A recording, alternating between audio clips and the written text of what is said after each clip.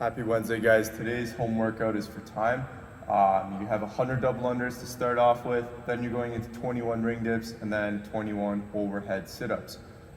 With the first movement, the double under, if you don't have a rope, you guys can go for some jumping jacks or jump up in the air and double tap your side to kind of mimic the motion of swinging the rope around you twice. Then the ring dips, guys, if you don't have rings at home or something kind of like a TRX machine there at home, I want you guys to use some chairs, or you can go off the end of your couch and go for some dips to really work on that chest and your arms there. Then you're going for that overhead sit-up, and you can practically use anything for this. You can almost just use a pillow for your overhead sit-ups. The goal of this one is to keep your arms nice and locked out as you come up to the top of your sit-up, and that object should be directly over top of your shoulders when you finish and not out in front of you. So with this, guys, this is more of an upper body endurance workout here, and we're kind of coming down in reps, so you guys should be able to kind of sustain your pace and maybe even get a little bit faster towards the end. Double unders are more of the cardio component of this workout, and then you have that strength portion with the ring dips. The overhead sit-ups are a little bit more of a coordination and a little bit more of a skill in that workout, where you're working on trying to keep that core tension and also keeping the elbows locked out as you come up from the bottom of your sit-up to the top of your sit-up. And again, not too many reps here. More of this workout is trying to build up on that ring dip or that dip from your couch, from your chairs, really just trying to build that upper body strength there. And ideally you should be finishing within a 12-minute range there. If you do finish faster than that, that's perfect, but you don't want to be too much further than that. So you don't want to be in the 15-minute or 20-minute range for this one. After this, guys, we're going to go for that stretch out your chest, so Peck Stretch, and then we're going to go for that Lat Stretch, so stretch out the sides there, guys, especially from yesterday's pulling movements. A lot of overhead movements to get you guys loosened up and ready for the next workouts to come.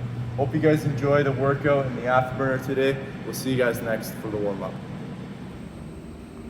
Okay guys, for today's warm-up, we are doing 2 rounds of 50 running skips. If you don't have a skipping rope, you can just jog on the spot for 50 steps. Or if you want, you can do 25 jumping jacks. After you're done that, you're gonna go for 5 single-legged deadlifts on one side and then 5 on the other. For the single-legged deadlift, the goal here is to just extend that back leg so you can feel your glute squeeze, you can squeeze your butt, and then you're just gonna lean forward, trying to raise the heel up as the shoulders come down. So I'm trying to keep my body in a nice lever position. So I don't want to bend my back knee or keep my leg low. I want to try to move as a lever all the way down and then all the way back up again. This will be a balance test. If you're a little wobbly, kind of fall out of it, that's totally fine.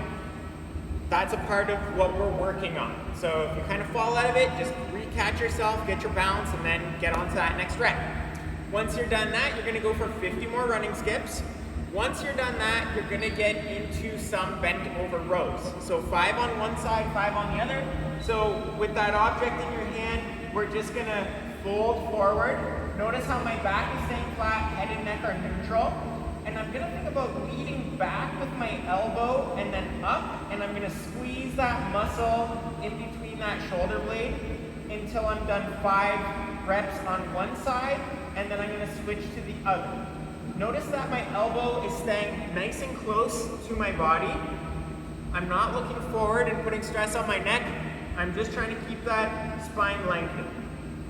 So you're gonna do 2 rounds of that. Once you're done that, you're gonna go for 2 more rounds. The first movement we're gonna go over is the staggered push-up. So normally in a push-up, your hands are about slightly outside the shoulder width. For this one, we're gonna keep our hands in the same spot, but we're gonna go up and out a little bit with one hand, down and back a little bit with the opposite hand.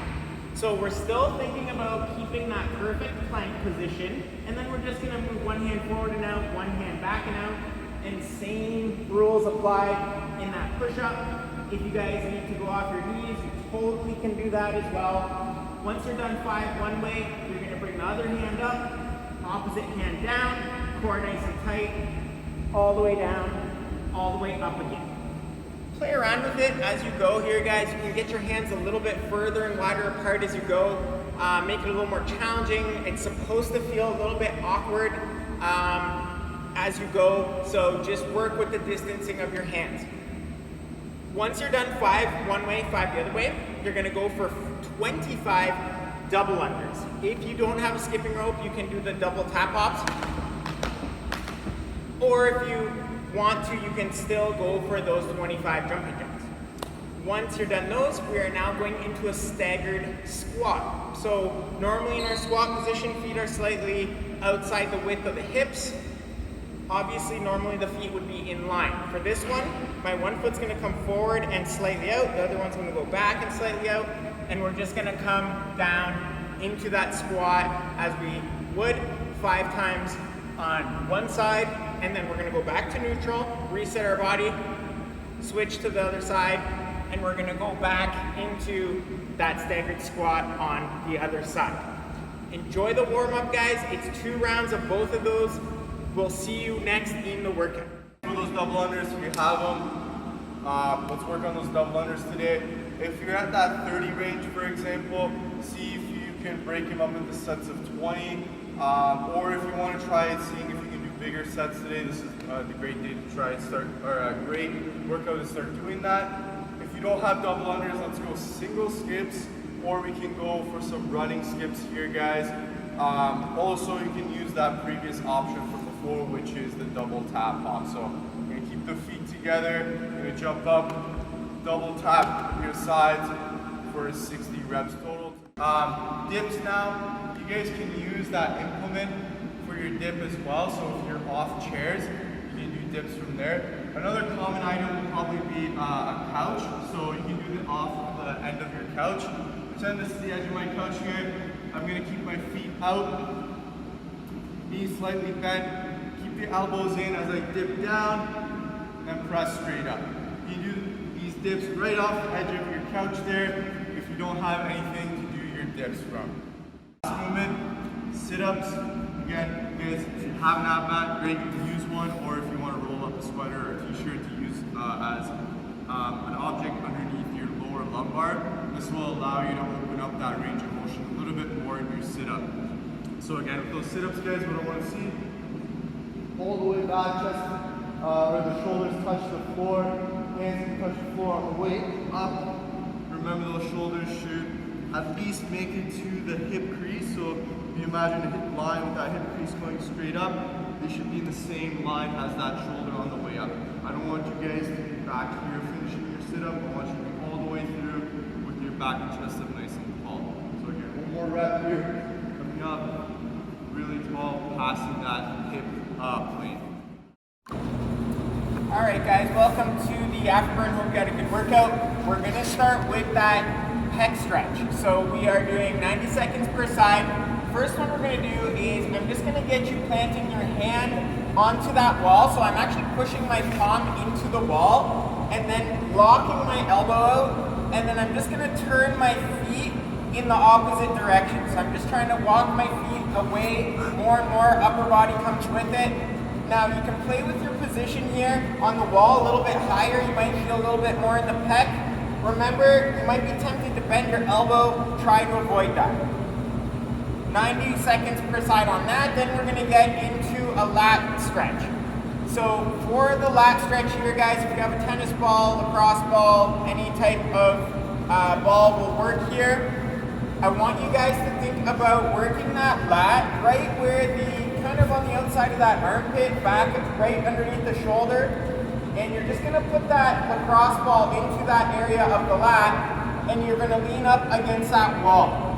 You can go try to play around with this position where you're leaning more into it. You can twist a little bit more onto the back of that lat, or you can go a little bit down the lat, and also add movement. So I find whenever I find a spot that's a little bit knotted, I add a rotation in that arm and shoulder, maybe do a press back and forth, and you're just gonna fish around for areas that feel a little bit uncomfortable. We're gonna get uncomfortable here. You can also try this one on the ground. I prefer the ground actually more than the wall. So try both, see what one feels a little bit better. And remember, when you find that spot that kind of seems to take your breath away a little bit, remember to breathe through it.